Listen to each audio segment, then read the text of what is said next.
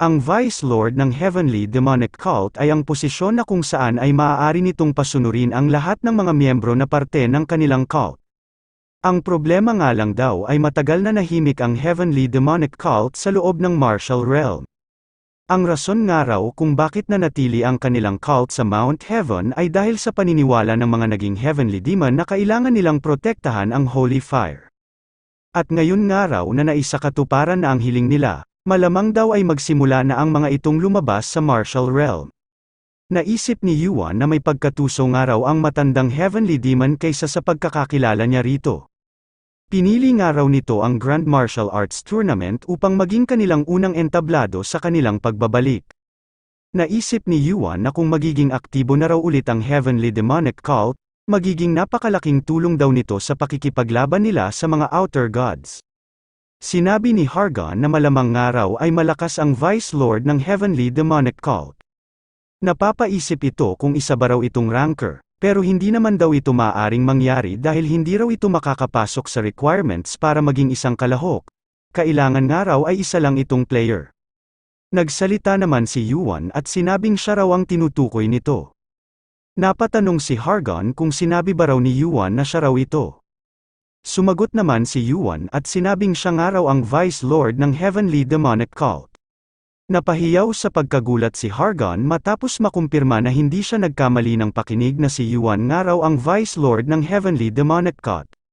Sinabi ni Hargon kay Yuan na hindi ba raw halos kaparehas ng Vice Lord ang posisyon ng Vice Head ng isang noble clan. Namangha ito at napatanong kay Yuan kung ang reward ba raw ng pagkakapasa nito sa Heavenly Demonic Cult ay ang posisyon ng pagiging Vice Lord. Tumango naman si Yuan sa mga tanong nito. Napailing naman si Hephaestus at naisip na may pagkamakulit nga raw si Hargon. Naisip ni Yuan na ang pinakahuling reward na natanggap niya ay ang Holy Fire.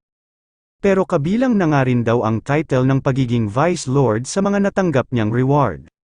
Nadismaya si Hargon at sinabing dapat daw pala ay sinubukan niya rin ito. Sinabi ni Hargon na kapag daw kumalat ang balitang ito ay mas tataas pa ng matindi ang value ni Yuan. Sumagot naman si Yuan na wala raw siyang intensyon na sumali sa kahit na ano. Sinabi ni Hargon na alam niya raw ito, pero iba raw ang iisipin ng ibang mga guild kapag nalaman nila ang impormasyon na ito. Napangiti si Hargon habang iniisip ang mga susunod na mangyayari. Sinabi niya na sa sunod na araw ay magiging masaya raw ito. Lumipas ang isang araw at nagsimula na ang opening ceremony ng Grand Martial Arts Tournament. Sinabi ng tagapagsalita na ang Grand Martial Arts Tournament ay isang kompetisyon upang makita nila kung sino ang mga malalakas mula sa mahigit sa 10,000 players na sumali. Ito raw ang pinaka-focus ngayon ng Torre nang dahil sa pagsali ng mga greatest rising stars sa history ng tournament na ito. Kahit nga raw ang audience area ay puno ng mga manunood ng mga kilalang players. Nagtanong ang tagapagsalita kung sino ba raw sa palagay ng mga ito ang mananalo sa gaganaping tournament. Sino ba raw ang mag-uuwi ng item na nagkakahalaga ng milyon-milyong points? Ipinahayag na ng tagapagsalita ang pagsisimula ng Grand Martial Arts Tournament, uumpisahan daw nila ito sa preliminaries. Napuno ng hiyawan ang event area ng Grand Martial Arts Tournament mula sa mga manunood at mga taga-suporta na nagmula sa kani-kanilang lugar, pinanggalingang guild, at kahit sa mga players na nanggaling sa itaas na palapag upang manood sa mga mangyayaring labanan. Lumabas na ang impormasyon sa gaganaping preliminaries. 10 players daw ang papasok sa stage ng magkakasabay. Hanggang sa isang player na lang ang matira at siya ring magpapatuloy sa main stage ng tournament. Wala raw limitasyon sa kahit na anong paraan na gagamitin nila sa pakikipaglaban. Random ang magiging pagpili ng bawat preliminary groups. Sinabi ng isang manunood na nag-uumpisa na raw umakyat ng stage ang mga players na kasali. Nakilala naman ng isang manunood ang isang player mula sa Somon Noble Clan, sumali nga raw ito kahit na hanggang 10th floor pa lang ang natatapos nito.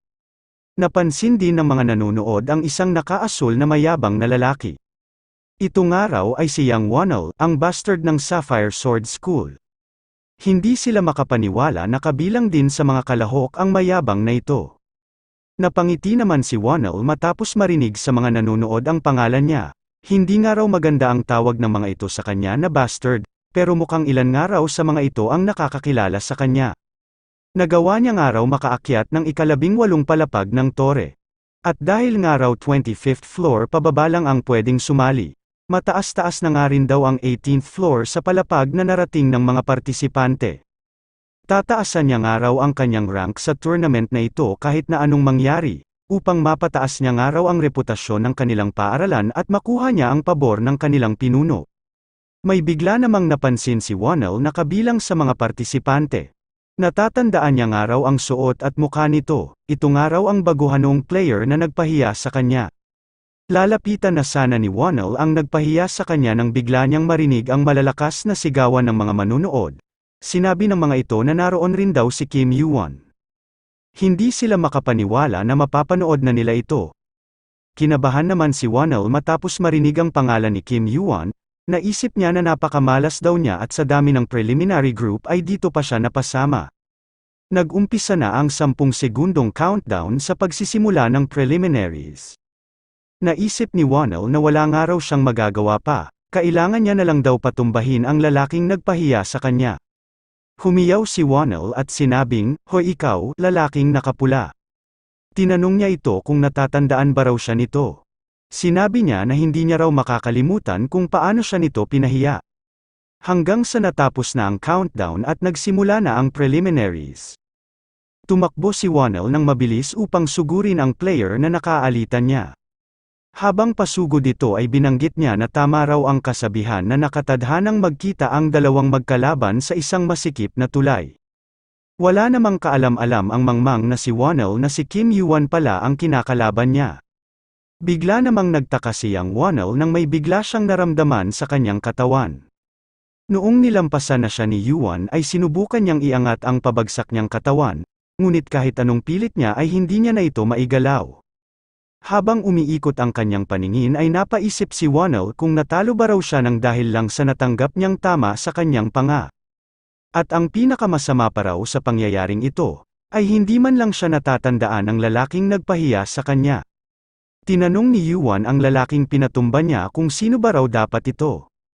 Naisip niya na hindi naman daw ganoon kalakas ang ginawa niyang paghampas, talagang napakahina lang daw nito. Pagkabagsak ni Wonnell ay sinabi ni Yoo-won na siyam na lang daw ang natitira. Kinabahan naman ang mga nakasaksing kalahok sa bilis ng pagtumba ng isa sa kanila. Sinabi ni Somon Chang na nagmula sa Somon clan na malamang daw ay si Kim Yoo-won ito. May itim nga raw itong buhok at mata, at may suot-suot din itong pyromancy robe. Sinabihan ni Yoo-won ang siyam na natitira na wala raw siyang pakialam kung isahan o sabay-sabay siya ng mga itong atakihin. Tapusin na raw agad nila ito upang hindi na tumagal pa. Habang hawak ang kanyang espada ay sinabihan ni Yoo-won ang siyam na natitirang kalahok na kapag daw walang sumugod sa kanya ay siya raw mismo ang susugod sa mga ito. Hindi naman mapalagay ang mga natitirang kalahok sa grupo ni Yoo-won dahil sa sinabi nito. Mag-uumpisa pa lang sana silang maghanda ngunit sa isang iglap ay bigla silang tumilapon at nawalan ng malay. Sinabi ng dalawang kalahok ang direksyon na pinagmulan ni Yoo-won pero bago pa nila matapos ang kanilang pagsasalita ay bigla na lang silang nawala ng malay at natumba. Kinabahan naman si Somon Chang sa paisa-isang pagbagsak ng mga nakasabay niyang partisipante. Naisip niya na sa bilis nga raw ni Yoo-won ay hindi niya raw ito magawang masundan gamit ang kanyang mata. Pagkakita ni Somon Chang na may bumagsak ulit na dalawang kalahok ay napaisip siya kung pasugod na raw ba sa kanya si Yoo-won. Inihanda niya agad ang kanyang espada sa posibilidad na siya ang isunod na atakihin ni Yoo-won. Ngunit bago pa siya makagawa ng kahit na anong galaw ay bigla na lang sumulpot si Yoo-won sa kanyang harapan. Pagkalapit ni Yoo-won kay Somon Chang ay hinampas niya ito ng bahagya sa mukha gamit ang kanyang espada. Pagkatapos ni Somon Chang tamaan sa mukha ay naisip niya na hinampas nga raw siya ni Yoo-won gamit ang lapad na parte ng espada at hindi ng talim nito. Hindi nga raw siya nito inatake ng maayos. Habang tumitilapon mula sa ginawang pagsipa sa kanya ni Yoo-won ay naisip ni Somon Chang na mukhang pinaglalaroan lang siya nito na parang isang bata. Napahiyaw sa sakit at nabitawan ni Somon Chang ang kanyang espada nang dahil sa lakas ng pagkakasipa sa kanya. Tumalsik siya ng napakalayo mula sa dati niyang kinatatayuan. Nakita ng mga manunood kung gaano kabilis natalo ang nagkalat na tumbang mga kalahok sa loob ng pinaglabanang entablado. Napaubo si Somon Chang ng napakaraming dugo nang dahil sa tinamo niyang atake mula kay Yuan. Hindi niya nga raw maigalaw ang kanyang katawan at nabali rin daw ang kanyang mga tadyang. Pero nakakapagtaka raw na walang namatay sa kanila na kahit na isa. Naisip ni Somon Chang na hindi nga raw maaaring nagkataon lang ito. Mukhang hindi nga raw sila sineryoso ni Kim Yuan. Inanunsyo na ng tagapagsalita ang nagwagi sa natapos na labanan. Sinabi nito na si Kim Yuan daw ang kalahok na magpapatuloy sa main stage. Nagsigawan ang mga manunood sa lakas na ipinakita ni Yuan at sa bilis ng pagkapanalo nito. Hindi naman ito inintindi ni Yuan at napaisip kung tama ba raw ang natatandaan niya na oras ng laban ni Hargon, mukhang maghihintay pa nga raw siya upang mapanood ang laban nito. Nagsimula na rin si Hargon sa pakikipaglaban niya sa kanyang preliminary. Hindi makayanan ng mga tinatamaan niyang kalaban ang lakas ng kuryente na kanyang pinapakawalan. Wala na rin itong sinayang na oras at tinapos din ng mabilis ang kanyang laban. Inanunsyo na rin ng tagapagsalita ang pagkapanalo ni Hargon, isa na nga raw ito sa mga magpapatuloy sa main stage. Nagsigawan din ang mga manunood sa lakas ng kapangyarihan na ginamit ni Hargon sa ginawa niyang pakikipaglaban. Pagkatapos mapanood ang pagkapanalo ni Hargon ay naisip ni Yuan na talagang lumakas nga raw ito. Nakita na niya nga raw kung bakit tumataas ang ranking nito habang umaakyat ito sa bawat palapag. Hindi nga raw kapani-paniwala ang bilis ng paglakas nito. Narinig nga raw niya na katatapos lang nitong tapusin ang ika-25 palapag ng tore. Kung pagbabasehan nga raw ang skills nito, kaparehas na nga raw nito ang level ng mga players sa itaas na palapag. Baka nga raw mas malakas pa ito kung pagbabasehan ang mga natutulog nitong abilidad. Ang mana nga raw ni Hargon, ang talento nito sa pagkontrol ng kuryente, at kahit ang itsura nito, ay kagayang-kagaya ng imahe ni Zeus. Habang pababa ng hagdan ay naisip ni Yuan na marahil nga raw ay karapat-dapat na niya itong isama kapag naging isa na itong ranker. Nagtaka si Yuan kung bakit may lalaking tumuturo sa kanya at sinabihan siya nito na huminto raw muna siya. Napatanong si Yuan kung sino nga raw ba ito, naisip niya na parang nakita na niya ito noon. Nagpakilala naman si Yang Wonel kay Yuan at sinabing nagmula raw siya sa Sapphire Sword School. Sinabi niya rin na nakaharap daw siya ni Yuan sa prelims at nagkita na rin sila noong bagong dating pa lang ito sa 10th floor. Sinabihan ni Wonel si Yuan na bakit daw ganoon na lang ang ginawa nito kanina sa kanya. May bigla namang humawak sa balikat ni Wonel at humingi ng patawad. Sinabi ng dumating na ito na mukhang binabastos daw si Yuan ng isa sa mga disciple ng kanilang paaralan. Napaisip si Yuan kung isa ba raw itong ranker, hindi raw natural ang presensya na nararamdaman niya. Nagtanong si Yuan kung ano raw ang kailangan nito. Nagpakilala ang dumating na lalaki at sinabing siya raw si Moon Sobek, isang ranker at ang tumatayong pinuno ng Sapphire Sword School. Sinabi ni Moon Sobek na naroroon daw siya sa pagnanais na ipagpatuloy ni Yuan ang kanilang martial school. Tinanong ni Yuan kung tama ba raw ang intindi niya na gusto ng mga ito na sumali siya sa kanilang martial school. Naisip niya na kung pinuno nga raw ito ng isang martial school, malamang nga raw kahit papaano ay isa itong ranker. Kaso nga lang daw, sinabi ni Yuan na hindi raw siya interesado. Sinabi ni Moon Sobek na inasahan na niya rin ito. Narinig nga raw niya na napakaraming recruitment offers maging sa mga major guild ang tinanggihan ni Yuan. Nagtanong si Yuan kung bakit pa raw ito nagpunta doon kung alam na niya naman pala ito. Sinabi ni Moon Sobek na sa teknikal nga raw na pananalita, hindi raw parte ng isang guild ang kanilang Sapphire Sword School. Kabilang man daw sila sa Martial Guild pero mas nangingibabaw pa rin daw ang kanilang pagiging isang martial school. Sinabi ni Sobek na hindi raw siguro ito alam ni Yuan, pero mayroon daw silang kasaysayan na pagkakakilanlan. Hindi man daw sila ganoon kalakas, pero ang Sapphire Sword School daw ay ang kauna-unahang martial school na nagpatuloy ng tradisyon ng martial realm. Naisip ni Yuan na sa totoo nga lang daw ay hindi niya ang mga ito kilala, ibig sabihin daw noon ay hindi ito isang malaking martial school. Malamang nga raw ay ito lang ang nag-iisang ranker sa kanila. Babanggitin pa sana ni Sobek ang mga gusto niyang sabihin, pero sinabihan siya ni Yuan na bahala na raw ito at kailangan na raw niyang umalis.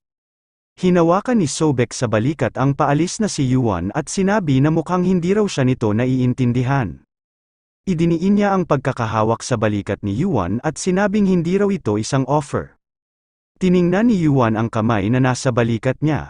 Inasahan na raw niya na posibleng mangyari ito sa dami ng mga nagtatangkang may recruit siya. Sinabi ni Yuan na sigurado raw siya na alam na ni Sobek ang maaaring mangyari sa isang ranker kapag nanggulo ito sa isang kalahok ng Grand Martial Arts Tournament. Tinanong niya ito kung hindi ba raw ito natatakot sa Namgong clan na siyang host ng tournament. Sinabihan niya rin si Sobek na ang panggugulo sa mga gaya niyang partisipante ay parang isang direktang paghamon na rin sa mga organizers nito.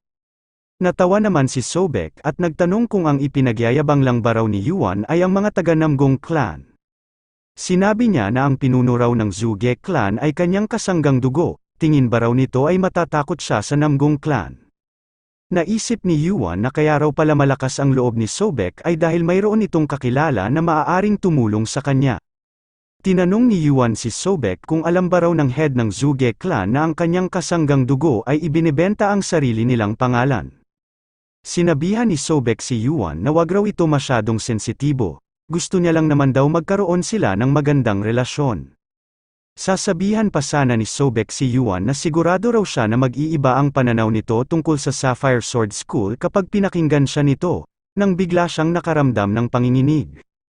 Inalis na pala ni Yuan ang kamay ni Sobek sa kanyang balikat at pinisil niya ito ng mahigpit. Sinabi ni Yuan na akala raw niya ay malinaw na ang pagkakasabi niya na tinatanggihan niya ito.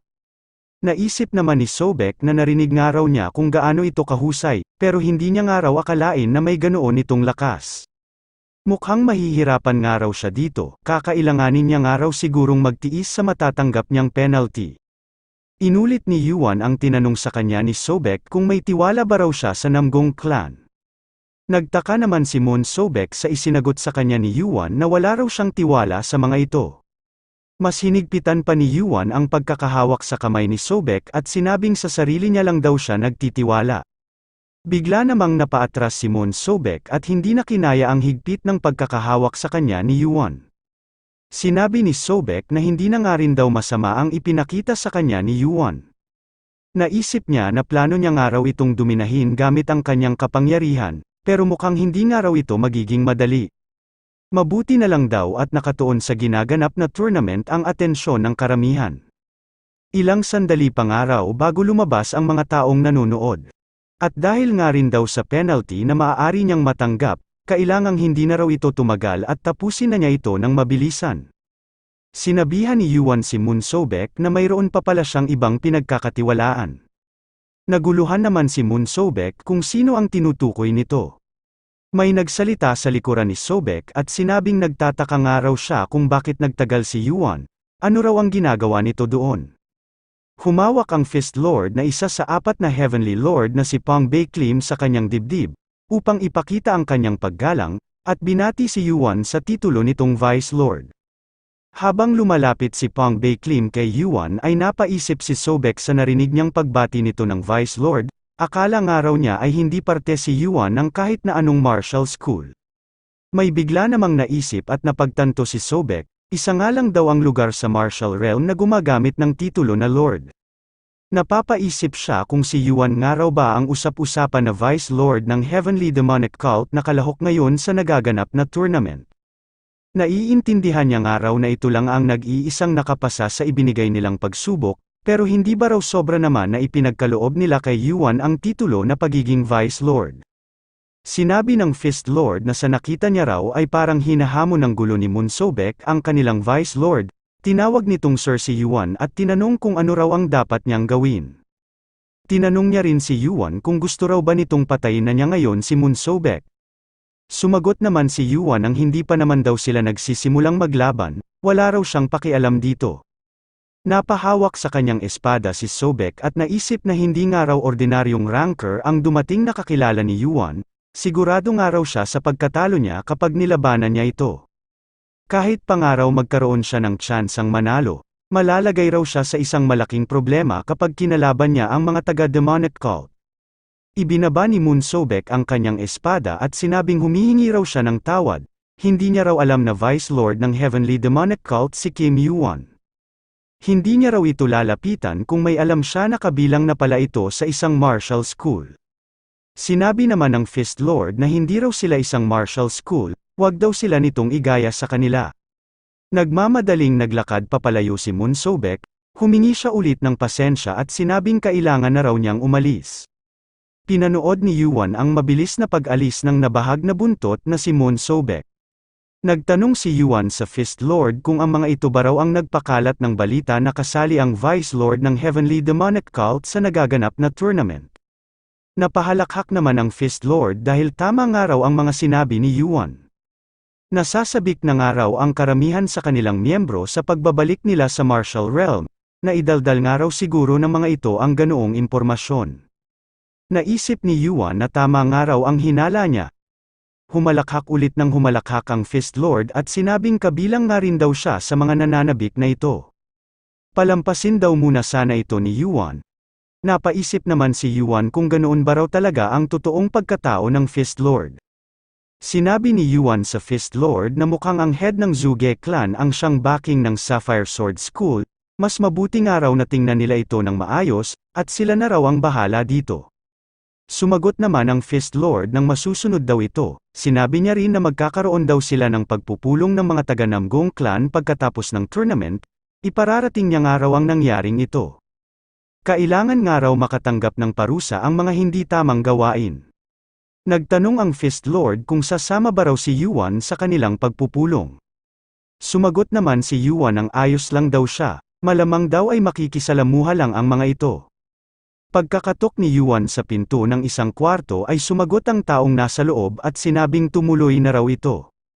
Naghihintay sa loob ng isang pinakamahal na kwarto na kung saan ay maayos na napapanood ang mga nangyayaring labanan sa tournament ang Heavenly Demon na si Chon Mujin. Habang nagsasali ng tsaa ay sinabi ng Heavenly Demon na magaling daw ang ginawa ni Yuan. Napatanong si Yuan kung nanood ba raw ang Heavenly Demon sa ginawa niyang pakikipaglaban sa preliminaries. Sumagot naman ang Heavenly Demon na alam niya raw na mananalo si Yuan kaya hindi niya na raw ito kailangang mapanood. Nagtanong ang Heavenly Demon kay Yuan kung nagkakamali ba raw siya. Iniangat ni Yuan ang kanyang tasa at sumagot na tama nga raw ang sinabi nito.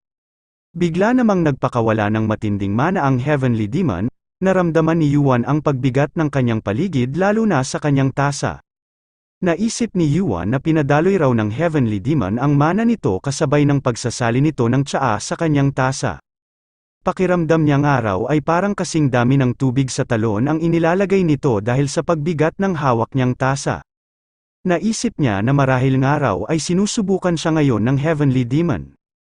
Nagkaroon ng maliit na lamat ang hawak na tasa ni Yuan, kailangan niya nga raw makayanan ang pinapakawalan nitong mana. Habang nagsisimula ng pagpawisan ay naisip ni Yuan na hindi niya nga raw dapat hayaang mabasag ang hawak niyang tasa. Napansin ni Yuan na biglang tumagas ang mana mula sa kaini na kanyang guwantes. Napaisip siya kung kaya ba raw ito nangyari ay dahil sa naramdaman nito ang kanyang emosyon. Hinintunan ng Heavenly Demon ang pagpapakawala nito ng mana at sinabing nakumpirma na niya nga raw ito. Tinanong nito si Yuan kung bakit daw ito sumali sa Grand Martial Arts Tournament, napakalayo na raw ng kakayahan nito para makisali pa ito sa labanan ng mga bata. Sumagot naman si Yuan ang kinulang nga raw siya ng kaunti, kaya kailangan niya nga raw ang premyo na Great Scarlet Medicine Ball. Sinabi niya rin na hindi naman daw siya kagaya ng Heavenly Demon na isang totoong martial artist, malaking bagay nga raw sa kanya ang stats na ibinibigay ng system. Sinabi ng Heavenly Demon na naiintindihan na niya raw ito, magandang elixir nga raw ang Great Scarlet Medicine Ball. Ito nga rin daw ang dahilan kung bakit lumaki ng ganoon ang Grand Martial Arts Tournament. Sinabihan ni Yuan ang Heavenly Demon na hindi ba raw siya dapat ang magtanong kung bakit ito nagpunta doon. Sumagot naman ang Heavenly Demon na ito na raw ang oras para lumusong mula sa Mount Heaven ang kanilang Heavenly Demonic Cult. Mag-uumpisa na nga raw ulit silang tumanggap ng mga bagong cultist, pakuhanin ang mga ito ng kanilang pagsubok, at magsimula na ulit magpalakas ng kanilang puwersa. Mas madali na nga raw magpabalik-balik mula sa Mount Heaven nang dahil sa pag-unlad ng teknolohiya, kaya nagdesisyon na nga raw siyang magsimula ng maayos sa martial realm. Napaisip naman si Yuan kung hindi na raw ba sobrang hirap na pagsubok ang ibibigay ng mga ito. Nagtanong si Yuan kung ayos lang ba raw ito sa Heavenly Demon, Naipaliwanag na nga raw niya noon na hindi siya nababagay sa posisyon niyang Vice Lord. Wala nga rin daw siyang intensyon na matali sa kahit na anong grupo. Hindi niya nga rin daw magagampanan ang kanyang responsibilidad kahit na samantalahin niya ang kanyang kapangyarihan. Sigurado nga raw siya na maraming cultist ang magpapahayag ng kanilang pagkontra.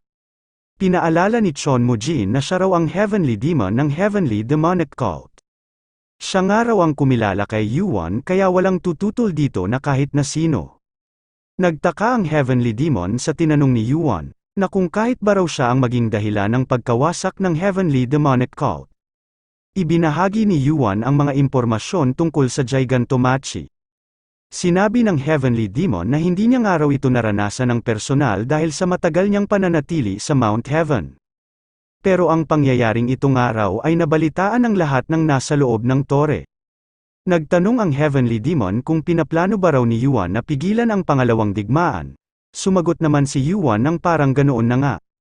Sinabi ng heavenly demon na kaya raw pala naulit ni Yuan na kalaban niya ang Olympus. Sumagot naman si Yuan ng kaya nga raw itatanong niya ulit ito, ayos lang ba raw sa heavenly demon na maging kalaban nila ang mga taga-Olympus? Sinagot ng heavenly demon ang tanong ni Yuan sa mga katagang, "Huwag mong hayaang pigilan ka ng takot sa iyong paglalayag, kung wala kang ibang pagpipilian ay harapin mo ito." Naintindihan ni Yuan ang ibig sabihin ng heavenly demon, napapaisip siya kung bakit ganoon na lang ang desisyon nito kahit na isa lang siyang tagalabas. Napakahirap nga raw ng daan na balak niyang tahakin. Bakit daw ganoon lang kadali sa heavenly demon na isama siya nito? Nagsalita ang heavenly demon at sinabing kung hindi raw ito naiintindihan ni Yuan, ito lang daw ang tandaan nito. Wala raw halaga sa kanila ang iba, maliban lang sa isang bagay. Ito nga raw ang dapat na pakatatandaan ni Yuan. Tinawag ng heavenly demon si Yuan na Vice Lord at sinabing, "Simula ngayon, ikaw na ang aming Heavenly Demonic Cult."